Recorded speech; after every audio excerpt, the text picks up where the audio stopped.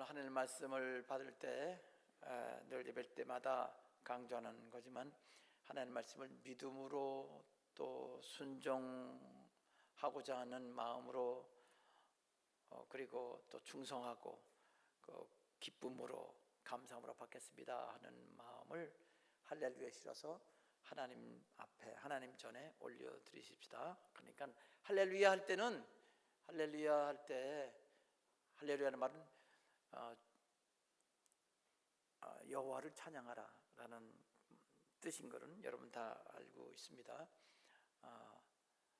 주님을 찬양합니다. 하나님께서 주시는 말씀 기대합니다. 믿고 순종하겠습니다 하는 마음을 하나님께 보여드리는 겁니다. 하나님 우리 다 마음을 좀 보고 계십니다. 할렐루야 하겠습니다. 할렐루야, 할렐루야. 우리말로 합니다. 주님을 찬양합시다. 오늘 은혜가 풍성할 줄 믿습니다. 오늘 우리가 받을 하나님 말씀은 출애굽기 12장 12절에서 14절까지 말씀입니다. 12, 13, 14 이 세 절 말씀을 가지고 6월절의 놀라운 은혜. 여기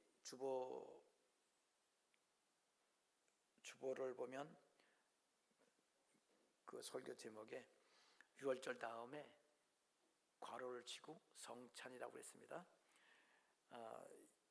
구약의 6월절은 신약 시대에 와서 성찬으로 완성이 됐습니다. 구약은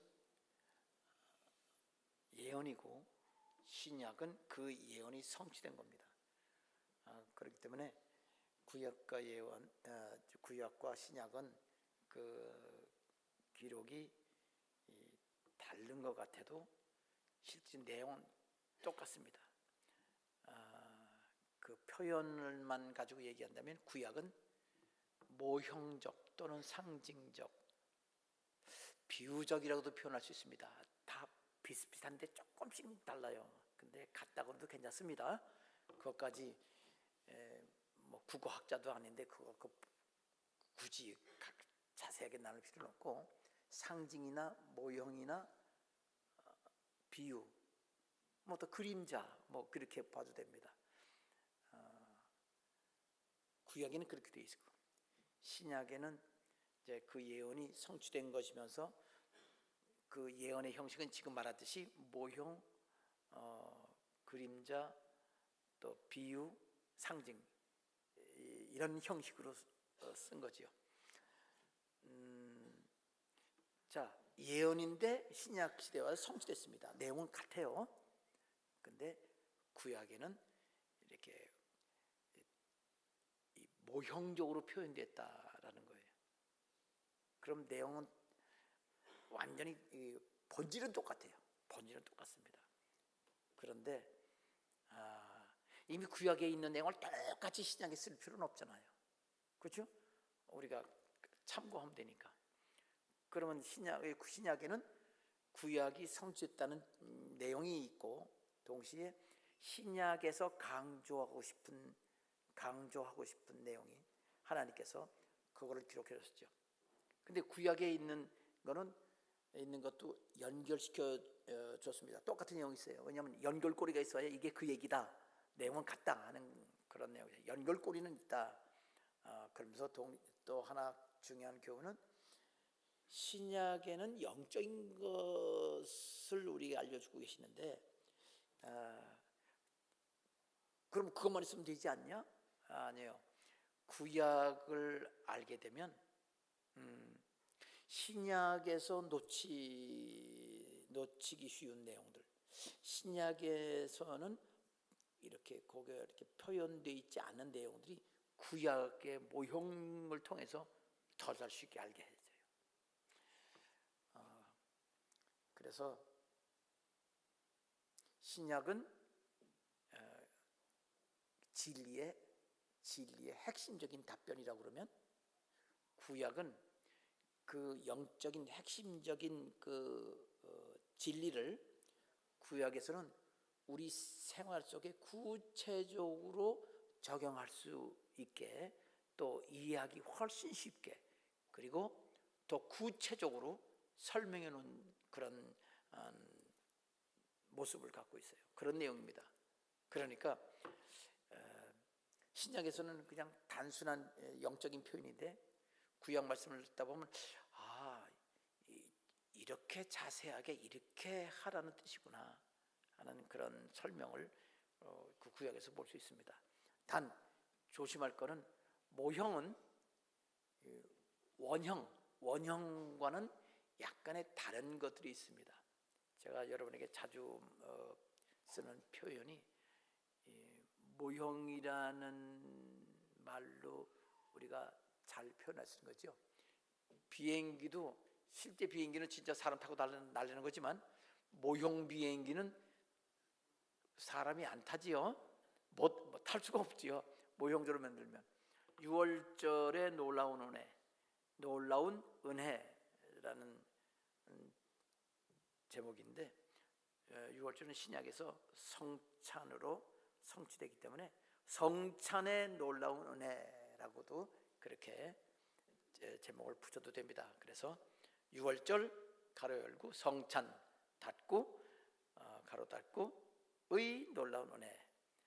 오늘 바로 성찬 날이기 때문에 오늘 그 은혜가 오늘 예배드리는 성도 모두에게 말씀 응답으로 그리고 또 우리 생활 속에 우리가 성취 응답으로 이루어지는 응답으로 여러분에게 임하게 되기를 바랍니다.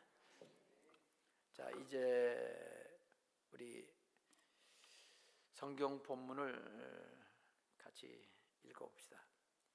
세 절이니까 그냥 우리 함께 읽겠습니다. 출애굽기 12장 12절, 13절, 14절 세 절을 같이 읽을 텐데 처음 내가 그 밤에 시작. 내가 그 밤에 애굽 땅에 두루 다니며 사람이나 짐승을 막론하고 애굽 땅에 있는 모든 처음 난 것을 다 치고 애굽의 모든 신을 내가 심판하리라. 나는 여호와라. 내가 애굽 땅을 칠 때에 그 피가 너희가 사는 집에 있어서 너를 위하여 표적이 될지라. 내가 피를 볼 때에 너희를 넘어가리니 재앙이 너희에게 내려 멸하지 아니하리라. 너희는 이날을 기념하여 여호와의 절기를 삼아 영원한 규례로 대대로 지킬지니라. 아멘. 아멘. 12, 13, 14절 세 절인데 이 세 절을 통해서 한 절에 하나의 교훈씩 하나씩의 교훈을 받도록 그렇게 하겠습니다. 자, 첫 번째 12절 제가 한 번 더 읽겠습니다.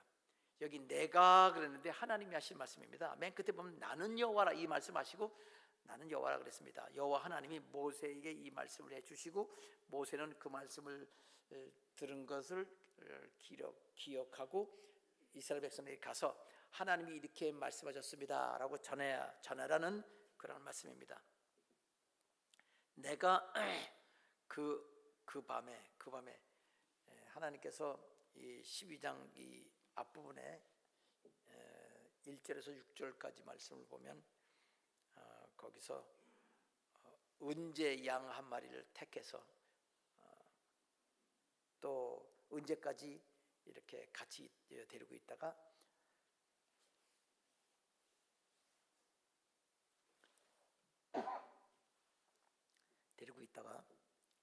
며칠 날 되면 그 양을 잡아라 하는 말씀이 거기 기록되어 있습니다. 하나님께서 하신 말씀이지요. 첫 번째 그 말씀은 1절에서 6절까지 말씀은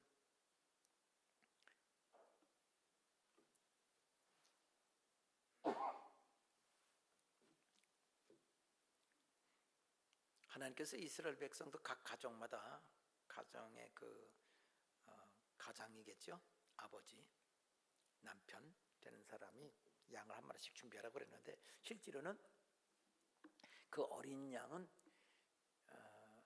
구약시대 때 어린 양이라고 하는 모형으로 표현해 주시면서 예언하신 거고 신약시대 때는 바로 그 어린 양은 예수님이다 하는 것은 제가 여러 번 말씀을 드렸습니다.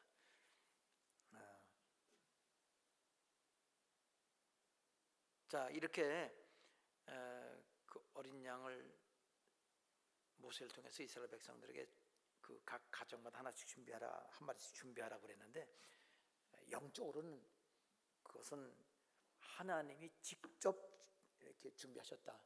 아니, 예수님 준비한 거 우리 사람이 어떻게 예수님을 준비할 수는 없잖아요.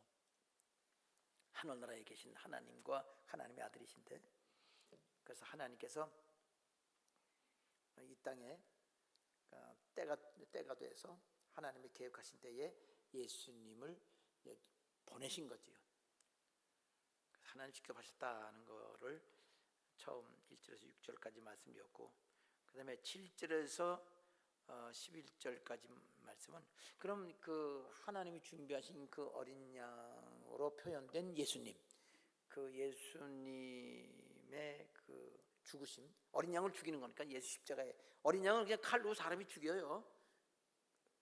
어린 양을 갖다가 십자가에 못 박아 매달리진 않습니다. 그냥 죽여서 피를 이 집에다가, 집 문에다 뿌립니다. 그런데 예수님은 그 예언이 십자가에 못 박혀 죽으시는 거예요. 그거는 조금 모습이 다르죠. 만일 똑같다면 양도 이렇게 이렇게 뻗쳐가지고 못을 박아야 되는데, 그렇게 꼭 죽는 모습이 똑같지는 않다. 그러니까 그 모습 자체는 예수님이 원형입니다. 양은 그냥 칼로 양을 죽여요. 자, 그럼 피를 받죠. 7절에서 11절까지 말씀 보면 피를 바르라 하는 얘기, 그 다음에 그 고기와 그 빵, 성경은 그걸 다 떡이라고 되어 있는데 우리 옛날식 표현으로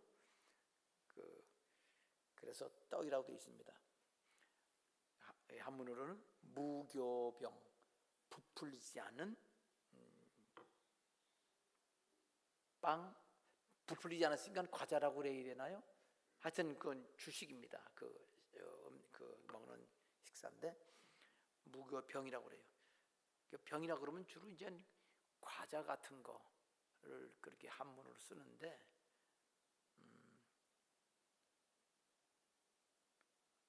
그 양고기와 무교병과 쓴나물을 함께 먹으라고 했습니다. 피를 바르라, 그 고기를 먹어라. 고기와 무교병 먹을 때 무교병과 쓴나물도 함께 먹었는데 출발 준비를 하고 먹어라, 이렇게 얘기했습니다. 첫 번째는 하나님이 어린 양을 준비하셨다, 예수님을 준비하셨다. 두 번째는 그 준비하신 어린 양을 하나님께서 이 세상에 보내서 십자가에 못 박혀 죽게 하셨는데, 그 양을 준비한 양이죠. 구약시대 때니까 그 양의 피를, 죽인 양의 피를 받아서 피를 문 설주와 문 기둥과 또 인방에 바르라, 고기를 먹어라, 고기와 여기 무교병과 쓴나물도 먹는데 출발 준비하라 그랬습니다. 이것이, 이 내용은 뭐냐? 피를 바른 말은 영적으로 말하면 우리 마음의 문에 바르라는 뜻이죠. 고기를 먹으라라는 말은 예수님, 그 어린 양이 고기니까 예수님의 몸이잖아요. 십자가 못 박히신 몸. 근데 그거를 양은 잡아서 고기를 먹을 수 있는데 예수님께서 십자가에 죽으신 그 몸은 우리가 어떻게 먹느냐? 모형적으로는 고기니까 먹을 수 있죠. 또 이 6월절에 예언이 성취된 성찰 보면 예수님의 몸을 떡으로 표현해서 떡을 먹으면 됩니다. 피는 포도주를 먹는 거죠. 상징적인 의미를 갖고 있습니다. 예수님의 몸을 어떻게 우리가 먹어요? 어린 양 고기를 먹는 것처럼. 그럼 예수님 몸은 원래 뭐였냐? 원래 하나님의 말씀이었다. 말씀이 육신이 되었다. 그렇게 그러면 이해가 쉽잖아요. 제가 전에도 여러 번 설명드렸습니다. 그러니까 예수님이 십자가에 죽으셨는데 그 몸은 원래 하나님 말씀이 육신이 된 거다. 그래서 우리가 그 말씀을 들어서 내 것으로 삼으면 나의 존재, 나의 삶의 삶 자체로 내 삶이 모습이 되도록 하면 바로 그것은 내 것이 되는 거죠.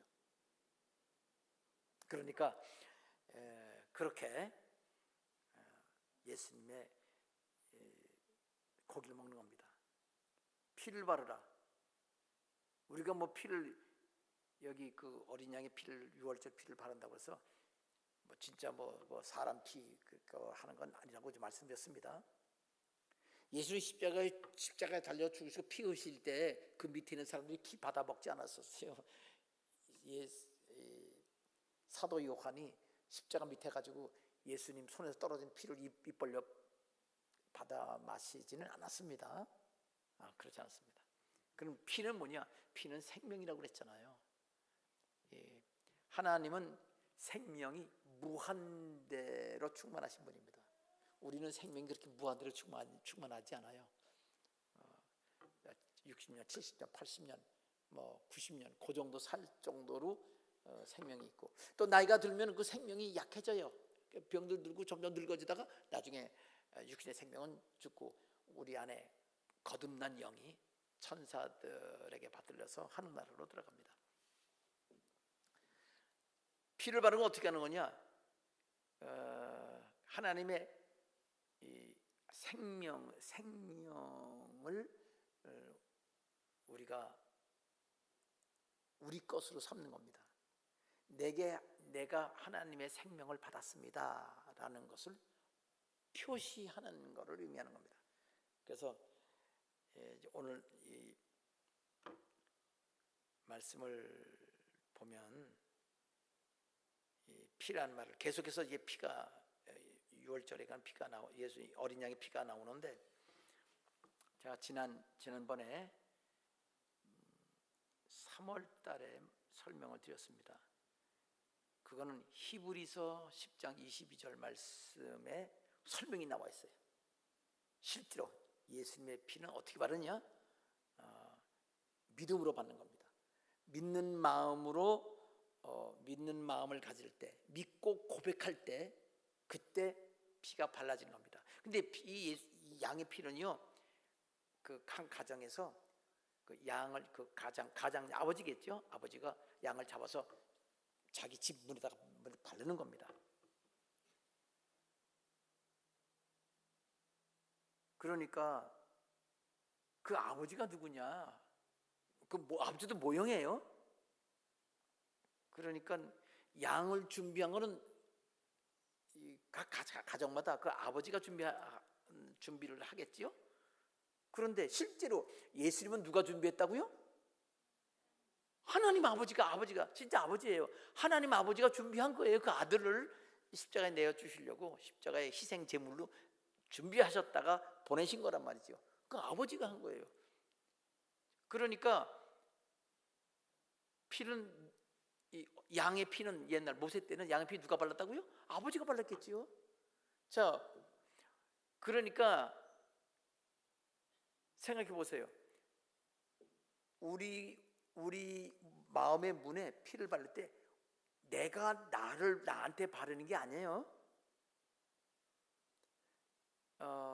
내가 바르는 게 아니고 이 어린 양의 피를 바른 그 집주인이니까 내 인생의 주인이 되신 분 누구? 하나님이 발라주세요. 하나님이 영으로 우리 가운데 오셔서 예수님의 피를 우리 마음에 발라주시는 겁니다. 실제로 그 피는, 예수님의 피는 예수님의 생명이라고 그랬어요. 예수님의 생명을 우리에게 뿌려주시고 부어주시고 채워주시는 겁니다. 그러니까 그러면 구체적으로 어떻게 한다고요? 다시 말씀드립니다. 히브리서 10장 22절에 우리가 믿는 마음으로 고백하면, 예수를 믿는 거잖아요.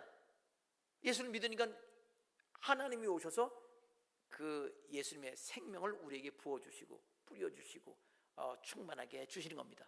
그래서 예수 고백하는 것 자체가 피 뿌리는 거라고 설교할 때 그렇게 설교할 수도는 있겠어요. 그렇게 설교하는 경우도 있겠지만 이 말씀 정확하게 하나님과 모세와의 관계, 그 각 가정을 연결시켜 말하면 우리는 고백하면 하나님께서 성령으로 오셔서 우리 마음 가운데 그 예수님의 피의 생명의 피를 뿌려주시고 또 부어주시고 채워주신다, 충만하게 하신다라고 한다는 거 제가 강조해서 말씀입니다. 따라합시다. 나는 예수님을 진실로 믿습니다. 진실로 믿습니까? 목에 칼이 닿아도 이 고백할 거예요? 그러면 피는요 그냥 뿌려진 거예요. 내가 뿌리는 게 아니라 하나님이 와서 그를 고백하면 뿌려준다고 히브리서 10장 22절에 되어 있으니까 믿으시길 바랍니다. 하나님이 그러니까 우리가 눈에 안 보이는 영적인 일을 이렇게 양으로 잡아서 그냥 이렇게 진짜 이렇게 우술초로 말이야 풀 이렇게 빗자루 같이 생긴 풀 갖다가 쫙쫙 뿌리지만 그거는 신약 성경에는 그렇게 믿음을 진실로 고백하는 사람 속에 성령께서 피뿌림을 주신다라고 말씀하신 겁니다. 율절날 이스라엘 백성이 이렇게 애굽의 종살이에서 해방받아 가지고 이제 젖과 꿀이 흐르는 가나안 땅, 하늘나라를 가는 겁니다. 그 하늘나라는 두 가지 의미가 있다고 그랬어요. 하나는 우리가 영적인 하늘나라, 또 하나는 이 땅에서 행복하게 사는 삶이 그 가나안 땅입니다. 젖과 꿀이 흐른다. 젖과 꿀이 흐른다는 표현으로서는 이 땅에서의 삶이고, 가나안 땅 요단강 건너간다 하는 것은 천국에 들어가는 것을 의미합니다. 두 가지예요. 하늘나라와 이 땅에서 복된 삶. 자, 이제 오늘 말씀 세 절을 읽었는데 한 절에 하나씩 이 내용을 우리가 살펴봅시다. 그러면 6월절에 대해서, 성찬에 대해서 또 귀중한 교훈을 받을 수 있습니다. 12절. 자, 12절 첫 번째 교훈 들어갑니다. 제가 먼저 읽고요. 내가 그 밤에, 내가란 말은 하나님이라고 그랬죠? 12절 끝에 보면 나는 여호와라 말씀하시고 그랬습니다. 하나님이 하신 겁니다. 모세를 통해서. 자, 내가 그 밤에 양 잡아서 피 뿌리는 그 밤에 애굽 땅에 두루 다니며, 하나님이 애굽 땅에 두루 다니신다고 그랬네요. 사람이나 짐승을 막론하고 애굽 땅에 있는 모든 처음 난 것을 다 치고, 사람이나 짐승 중에서 사람이면 사람이 처음 낳았어요, 자녀를. 그러면 맏아들이죠. 짐승이 새끼를 낳는데 짐승이 그 새끼예요. 양이나 염소, 뭐 소 같은 거. 근데 처음 난 거예요. 그럼 첫 새끼라고 그러나요? 첫 배라고 그러나요?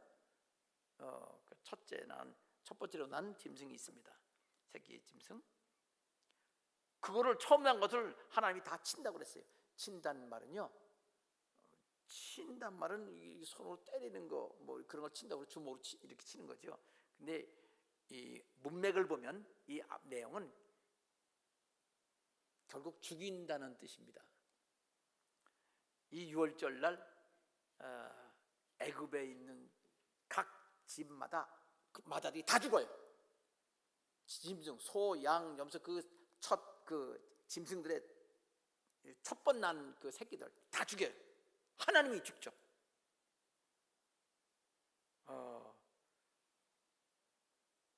천사들하고 함께 이렇게 이 일을 하십니다. 여기 보면 하나님이 직접 다닌다고 그렇게 말씀하셨기 때문에 천사들과 함께 그냥 쫙 그렇게 다 죽이십니다. 그런데 그렇게 죽일 뿐 아니라 애굽의 모든 신을 내가 심판하리라. 사람은 죽이고, 사람과 짐승, 또 신이 하나, 우리가 보통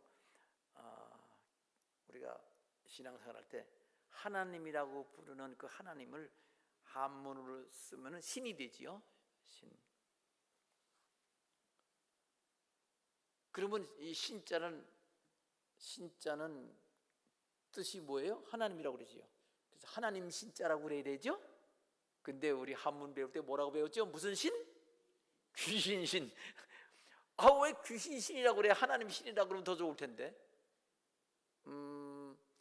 자, 이 한문을 사용할 때 여기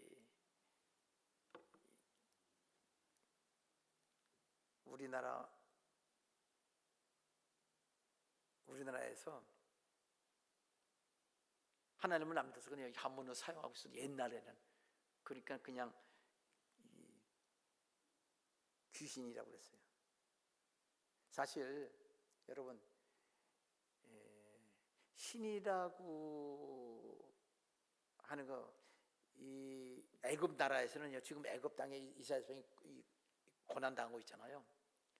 애굽 나라에 신이 엄청 많아요. 신, 나일강 신 있죠. 물신, 피, 땅신, 해신, 달신, 별신, 개구리신, 무슨 좀 우박신, 무슨 천둥신, 별 신들이 엄청 많아요. 사망의 신, 그리고 사람 죽으면 저승으로 데려가는 이렇게 강아지 같이 생긴 신, 그런 신들이 엄청 많습니다. 근데 옛날에는요, 어디나 신이 많았어요. 우리나라도 신이 많잖아요. 부엌에 가면 주황신이 있고, 또 산에 가면 산신령, 바다에는 용왕, 신들이 많이 있지. 그건 다 외우지 못해서 어려서부터 예수 믿었기 때문에 그런 귀신들 이름 많이 몰라요. 하여튼 신들이 많이 있습니다. 이 귀신 상담 사람들 보면은 무당이 읊어대는 신 보면은 별 신들이 많습니다. 지역마다 또 신도 있고. 자, 근데 애굽의 모든 신을 심판한다고 그랬어요. 언제? 6월절 날.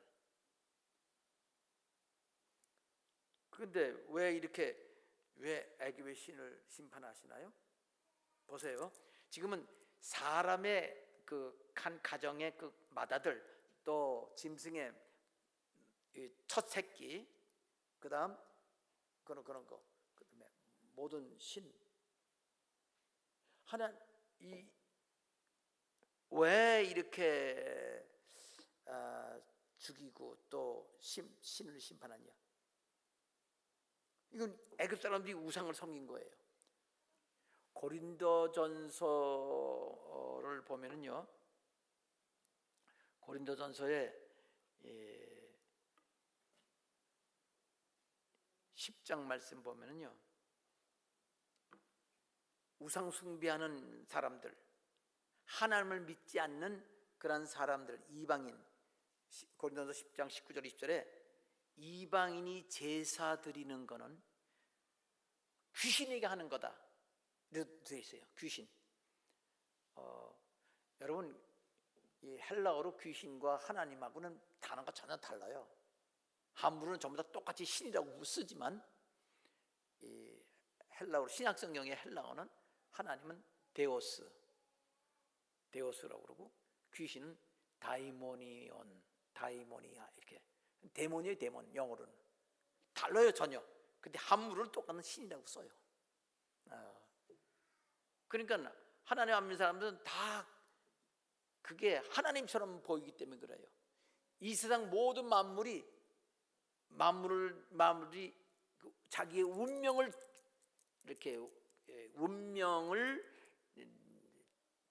조정한다고 그래서 다 신으로 여기는 거예요. 그래서 똑같은 신이라고 쓰는 거예요. 하나님도 신이고 귀신도 신이고, 신이요 그냥 구두는 빼놓고 신이라고 부른 거예요. 그게 이런 언어, 글자가, 말이 그 사람의 사고방식, 문화를 그대로 표현하는 거예요. 동양에서 그냥 신이라고 불러요. 그런데 특히 이제 이스라엘 사람들에게 있어서는 그렇게 하나님을 믿는 사람들, 또 이렇게 각 나라마다 그런 표현이 좀 다르죠.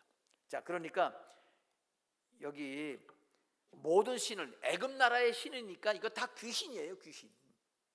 애굽의 귀신을 신약 성경 말씀으로 이제 표현하면 귀신이 되니까 내가 심판한다 그랬어요. 그러니까 여러분, 귀신을 섬기니까 하나님을 섬겨야 할 사람들이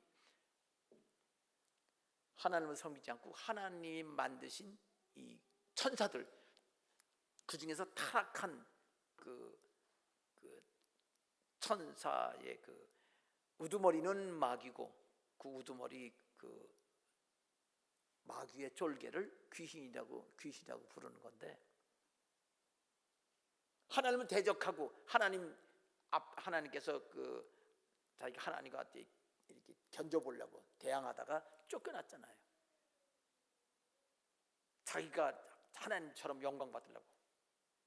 그 사람들이 그 귀신을 섬기는 거예요. 그러니까 하나님께서 심판하시죠. 모든 신을 심판하면 그 여러 신들이 그때 다 없어졌어야 되는 거 아닌가요? 애굽에는 다 없어지지 않나요? 애굽에 지금 신이 있겠어요, 없겠어요? 있지요. 귀신들 지금도 있어요. 여러분, 마귀나 귀신은요, 예수님이 오셔서 그 마귀나 귀신들 전부 다 불못 지옥에 집어넣기 전까지는 이 세상에서 안 없어집니다. 그냥 사람 앞에서 나왔다가 들어갔다가 나올 수도 있고 들어갈 수도 있지만 안 없어져요. 그러니까 이 귀신을 섬기기 때문에 그건 우상 섬기는 거잖아요.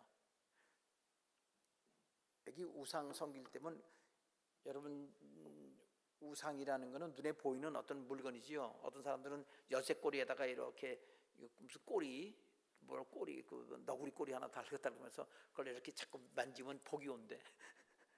세상에 너구리 꼬리가 복 줘요? 근데 그렇게 생각을 해요. 그럼 말이 안 되죠. 그럼 너구리 꼬리가 귀신인가요? 아니죠. 너구리 꼬리라고 믿으면요, 귀신이 그걸 보고 이게 아무것도 모르고 속는구나, 그리고 귀신 놀이를 해요. 우리나라 옛날 말에 있습니다. 부적갱이? 부직갱이라고 그러나요? 부적갱이라고 그러나? 부직갱이도요, 이렇게 빌리면요, 자꾸 위하면요, 그게 신이 된다네. 귀신 지랄을 한다고 그랬어요. 옛날 우리나라 말에. 그러니까 그 자체가 귀신이 되는 게 아니고, 그 신이 아닌데 신을 섬기면 거기에 마귀가 달라붙어 가지고 신이 있는 것처럼 사람을 속인다 이 말이에요. 그래서 하나님은 말씀하셨습니다. 우상 숭배하는 사람 하나님 심판하시고, 또 우상도 하나님이 심판하시다 그랬는데, 사람은 죽어요. 그래서 그 육신을 흙으로 가고 영은 음부지옥으로 들어갑니다. 첫 번째 사망이죠. 첫째 사망이죠. 귀신은 하나님이 심판하시는데, 이 귀신들도요, 천사급이기 때문에, 천사의 일종이기 때문에 하나님의 허락 없이는 아무 일도 못해요. 근데 귀신이 마음대로 하는 건 왜 그러죠? 하나님이 맡겨주신 원래 일이 있어요. 천사 때부터 하던 일이 있어요. 타락해도 그 일은 계속 하나님이 하게 하시는 겁니다. 마귀와 귀신이 원래 천사였을 때 무슨 일을 하냐? 사람 죄 짓지 않도록 하는 일. 그게 원래 마귀와 천사의 하는 일. 사람 죄 짓지 못하게 이렇게 잘 이렇게 돌봐주고, 죄 지면 형벌하고, 그게 마귀 하는 일이에요. 경찰이 하는 거 똑같아요. 여러분, 경찰이 교통정리를 잘해요? 교통정리를 못해요? 해야 될 일이 뭐예요? 교통정리 잘하는 거예요. 차가지고 원래 그렇게 해야 되는 건데, 교통신호 잘 못 지키는 차는 잡아가지고 벌을 주지요. 벌금 물리고. 똑같은 거예요. 근데 그게 그 타락한 놈은요, 그 타락한 경찰은 오히려 죄를 지가 더 짓잖아요. 더 괴롭히고. 똑같아요. 마귀는 원래 선한 일을 해야 되는데, 선한 일에다가 악한 일하는 사람은 벌을 줘서 악한 일을 하지 못하게 해야 되는데, 자꾸 죄를 짓게 만들고 또 벌하는 게 마귀예요. 변질된 거예요. 죄를 짓게 만들고 벌을 해. 원래 하나님이 죄 짓지 말게 하다가 안 들으면 벌해야 되는데, 나쁜 경찰이 있는 거죠. 그래 똑같습니다. 자, 하여튼 하나님께서는 이 귀신을 심판한다고 그러는데 귀신 죽이거나 없애거나 하지 않아요. 그럼 뭐냐? 그 맡은 일을, 귀신 원래 하던 일을 못하게 하시면 그게 그냥 그렇게 여기 심판하는 거일 때. 유월절에 이스라엘 백성들을 하나님이 내보내라고 그러는데 안 내보냈잖아요. 젖과 꿀을 땅으로 이스라엘 백성 내보내야 되는데 막 가둬가지고 막 억압해가지고 괴롭히고 막 심한 중노동 시키고. 그러니까 하나님께서 이제 이 이스라엘 백성을 이제 해방시킬 때 유월절 어린 양을 잡아서 유월절 그 예식을 거행하게 하면서 그때 이 하나님의 백성들을 괴롭힌 그 사람들, 여기 애굽 사람들 있죠. 그 사람들을 그냥 마다를 다 죽이는 거예요. 그 집안의 그 짐승의 새끼도 죽이고. 그리고 그 사람들이 마귀 생각, 마귀 감정 가지고 하나님 백성, 이스라엘 백성 못나게 꽉 붙들고 괴롭히는 그것 때문에 하나님이 심판하신 거예요. 애굽 사람들 다 죽었어요. 각 가정마다 마다들이. 그리고 그때 이제 귀신이 이제 더 이상 이제 귀신 지랄을 못하는 거지요. 사람을 괴롭히지 못하게 하는 거예요. 점쟁이가 점을 못 치게 되고, 점을 치더라도 틀리게 치고 이제 이렇게 되는 거죠. 이게 이렇게 하나님께서 그렇게 심판하는 거예요. 예수 믿는 사람은 점 치러 가면 안 됩니다. 그 죄를 범하는 거예요. 기독교인들 점 보러 많이 간다고 그래요. 왜? 예언 받으러 간다고 하면서. 그 예언이 아닙니다. 예언은 그렇게, 하나님은 그런 미래를 그렇게 안 가르쳐 주세요. 근데 궁금하니까 예언 받는 심 치고 가서 이제 봐요. 자기 혼자 가기 미안하니까 안 믿는 친구 따라가는 척해가지고 점괘를 받아. 진실로 예수 믿는 사람은 점괘가 안 나와야 돼요. 나오더라도 틀려야 돼요. 점괘가 나왔다 그러면 점쟁이하고 믿는 사람 둘 중에 하나가 뭔가 잘못됐거나 둘 다 잘못됐으면 그렇게 되는 거예요. 그러니까 자, 오늘 여기서 하나님이 심판하신다고 해서 심판이 그러니까 어떻게 이게 심판이 뭐냐 이렇게 설명한 거예요. 이 마귀와 귀신을 심판하는 걸 말하는 거예요. 이 12절만 이건 뭐냐, 내용은 뭐냐? 이 출애굽 때에 유월절이 출애굽 시대 때에 지금 3,400년 전입니다. 요 성경 구절 이거 쓸 때 애굽 나라와 애굽 사람들에게 어떤 의미가 있냐 이 말이에요. 그 당시 지금 요 말만 설명하는 거예요. 하나님의 백성 이스라엘 사람들 하나님께서 이제 자기 고향 땅으로 가게 해방시켜 줘라. 그런데 해방시키지 않았고 괴롭힐 때 그 사람들 가정에 그 귀중한 아들, 모든 가정 다 아들 다 죽이고 그 귀신들도 아무 일도 못하게. 그래서 귀신이 귀신 노릇도 못하고 그렇게 하나님이 하신다라는 뜻입니다. 이건 뭐냐? 이거는 하나님께서 귀신을 섬기는 그 애굽 사람, 이 유월절 성찬도 마찬가지예요. 이거를 무시하는 사람, 이 하나님 백성을 괴롭히고 괴롭히는 것은 사람이 괴롭히지만 그 뒤에 마귀와 한 팀이 돼서 괴롭히는 거예요. 그런 사람들을 괴롭힐 때 이제 유월절이 되면 하나님이 그들을 심판하신다는 거예요. 예수 믿는 사람은요 하나님의 자녀입니다. 하나님의 자녀면요 이렇게 괴롭히는 사람이 있으면 괴롭히지 마라. 야! 하나님이 심판하신다는 겁니다. 이게 첫 번째 교훈입니다. 그러니까 여러분도 주변에 괴롭히는 사람들이 있죠? 안 믿는 사람이 괴롭히죠? 전도하면 지랄들 하지요? 놀리지요? 그리고 막 괴롭히고 뺏어가고 줄 거 안 주고 그럴 수도 있죠? 그죠? 아유, 지금 고개가 막 끄덕끄덕거리는 사람이 있어요. 진짜 그렇죠. 어떻게 해요? 때가 되면요, 때가 되면 성찬 때예요. 6월절 때야. 그 때가 돼서 이제 이야 이게 하지 말랬잖아. 다 죽어. 그래서 그 장례 치르냐고 그냥 빨리 나가라 내보내고. 그래서 문제 해결됩니다. 하나님 심판하십니다. 여러분, 성찬은 믿는 사람만 관계 있지 않고 믿지 아니하는 사람에게도 하나님이 심판하신다. 아멘입니다. 그런 뜻이에요. 그리고 거의 대부분의 모든 이 불행한 일들은 마귀가 갖다 주는데 하나님의 허락을 받고 허락된 범위 내에서 마귀가 그렇게 한다. 그러니까 결국은 거의 대부분은 이 고난이 다가올 때 감사할 일이 아니라 회개할 일이 거의 대부분이다. 그러나 진짜 주님과 동행하는 사람은 그때 하나님께 감사해야 된다는 거. 자, 첫 번째 교훈은 뭐라고요? 이 성찬 예배가 안 믿는 사람들, 우리 믿는 사람들을 괴롭히는, 이 하나님 백성을 괴롭히고 하나님 뜻을 따라 살지 못하게 하는 그런 때에 하나님이 심판하신다는 뜻입니다. 두 번째로 갑시다. 두 번째는 제가 읽어요. 내가 애굽 땅을 칠 때, 똑같은 얘기네요. 12절하고 그 피가 너희 사는 집에 있어 너희를 위하여 표적이 될지라. 너희가 하나님 미리미리 말씀해 주십니다. 이 세상 사람 심판할 때도 믿는 사람한테 준비시키세요. 어린 양 피 뿌려라, 피 뿌려라. 알게 해주십니다.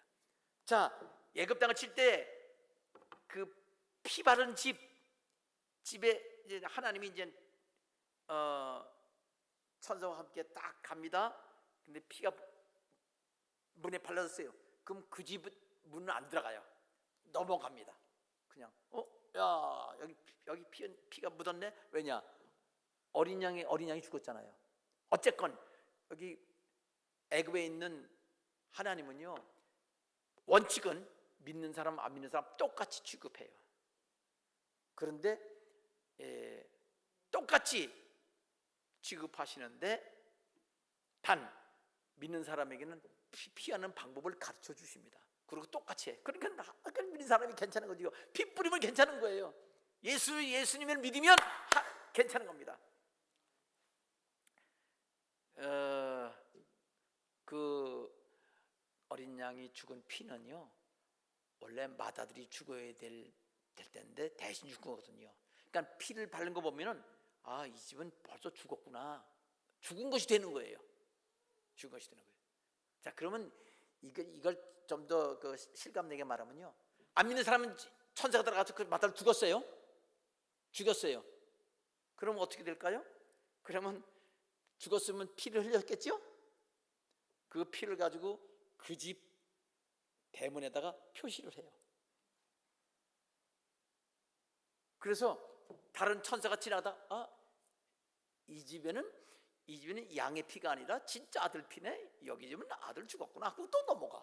왜? 거기 아들 계속 죽이면 안 되잖아요. 아들만 죽이기로 했으니까. 그렇게 표시를 해주는 거예요. 그러니까 우리 마음속에, 우리 마음의 문에도 나는 예수님이 내 대신 죽었기 때문에 하나님이 나는 안 죽이신다고 그래서 내가 피 뿌렸습니다. 나는 살았습니다. 그 피가 뿌려지는 거예요. 여기서 그래서 피를 볼 때 넘어간다. 영어로 pass over. pass는 지나가는 거죠. over, 건너 지나간다. 하나님께서 그 어린 양의 피를 보면 그걸 집을 넘어갑니다. 그 집이 안 들어가요. 재앙을 죽이지 않아요. 그래서 재앙이 너에게 내리지 않으리라. 너희가 멸망받지 않는다 그랬습니다. 예수님의 피를 믿는 사람에게는 하나님께서 미리 알려주신 대로 예수님을 의지해라. 그러면 알았습니다. 어떻게 피 뿌린다고요? 예수님이 내 대신 십자가에 죽으신 거를 피 흘리신 것을 피 흘리면서 내 죄 대신 죽으시고 또 피 흘리시면서 그 내게 생명을 주셔서 죄 때문에 잃어버린 생명을 내가 받게 되면 그 피 뿌린 걸 통해서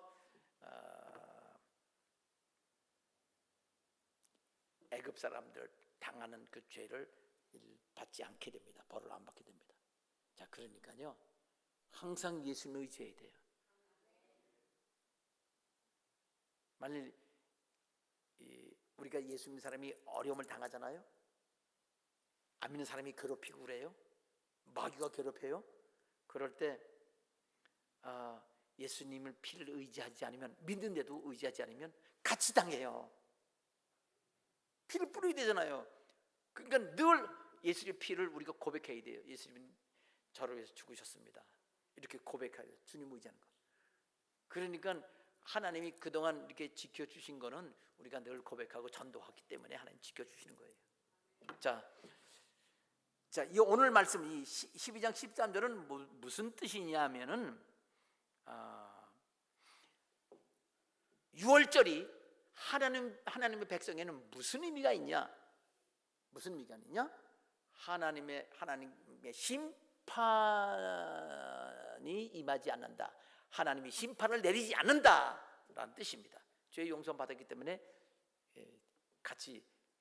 똑같이 이 하나님을 믿지 않는 사람, 6월절을 무시하는 사람, 관심 없는 사람, 참여하지 못하는 사람들, 그 6월절 참여하는 사람을 괴롭히는 사람들을 심판할 때 함께 심판하지 않으시고 6월절 그 어린 양의 피 때문에 지켜주신다.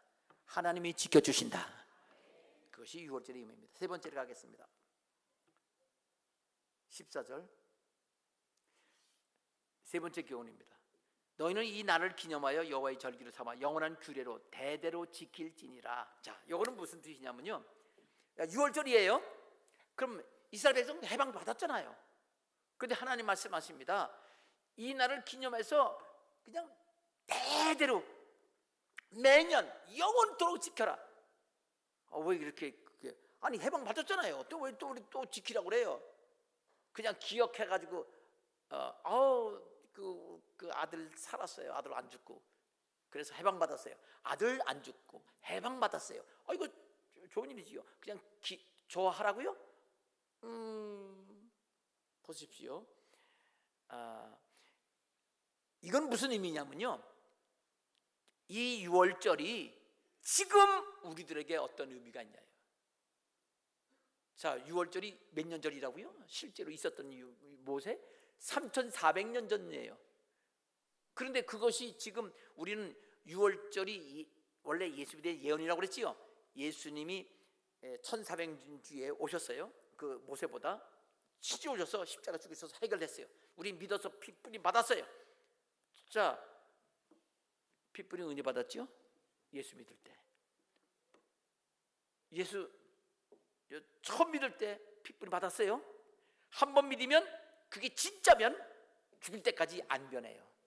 그 믿으면. 근데 처음 믿었는데 조금 믿다가 말았다. 그거는 사실은 진실되지 않는 거예요. 피 뿌린 척한데 가서 지워버리거나 아니면 그냥 갖다 이렇게 빨간 천으로 갖다 이렇게 붙여버리거나 그렇게 떼어내면 그만이고 실제로 안 믿는 거죠. 자, 그래서 이 실제로 이 6월절을 지킨단 말은 6월절 지킨단 말은 예수를 진실로 믿는 첫 순간, 오래 교회 다니고 적당히 안 믿다가 진실로 믿으면 그때가 6월절이에요. 건성 다니는 건 소용이 없어. 진실로 믿는 그 순간이 6월절이야. 그럼 그때 하나님 지켜주십니다. 자, 그러는데 그러면 그래서 구원받았어요? 구원받았어요? 그런데 하나님 말씀하십니다. 이 날을 기념해라.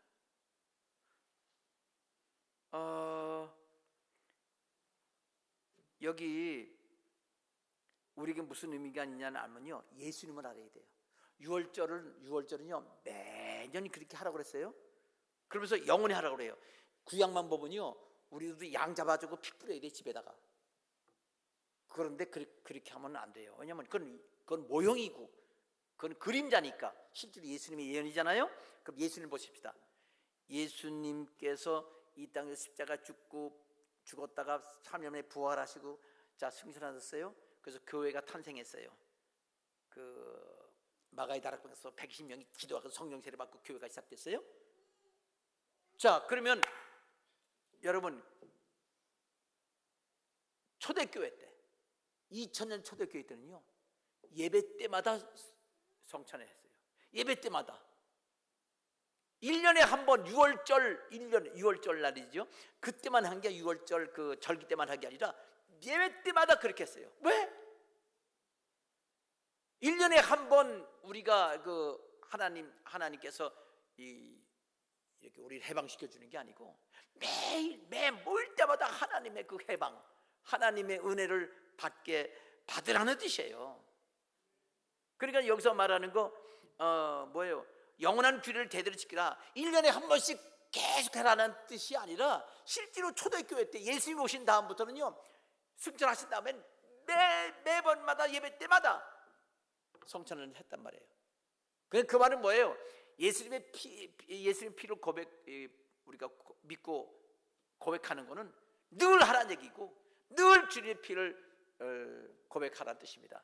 그러면 늘 지켜주십니다. 우리는 순복음에서는 한 달에 한 번씩 해요. 장로교에서는 1년에 한 번씩 하는데요. 제가 요즘엔 좀 순복음 교회를 좀 따라서 해가지고 매달 하는 데도 있어요. 또 초대교회처럼 예배 때마다 하는 데도 있어요. 예배 때만 하는 건 좋지요. 근데 왜 한 달에 한 번씩 하느냐? 너무 계속 하다 보면 그냥 매너리즘, 그냥 타성에 젖어가지고 별로 그 은혜스럽 감동이 안 와요. 그리고 소홀히 여기요. 그런 것 때문에 한 달에 한 번씩 그렇게 했는데 매번 하는 것도 괜찮은 거예요. 그거 영적으로 그 뜻만 알면 진짜 좋은 겁니다.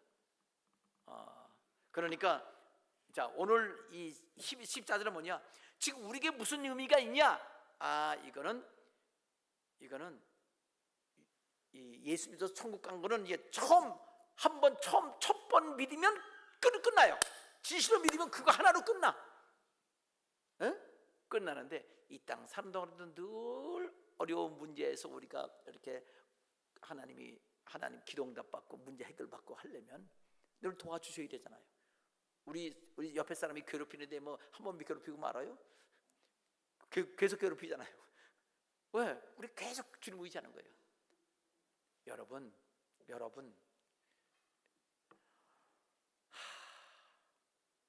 이 세상에는요 에덴 동산에 마귀가 있었지요. 세상 끝날 때까지 마귀가 안 없어져요. 하나님이 마귀 지옥에 안 보내요. 이 땅에 계속 있어요. 여러분 대한민국의 정치가 어떻게 남북이 나눠져가지고 그렇게 항상 힘들어? 간첩들도 많고 말이야. 이렇게 괴롭히고 이렇게 힘들어요.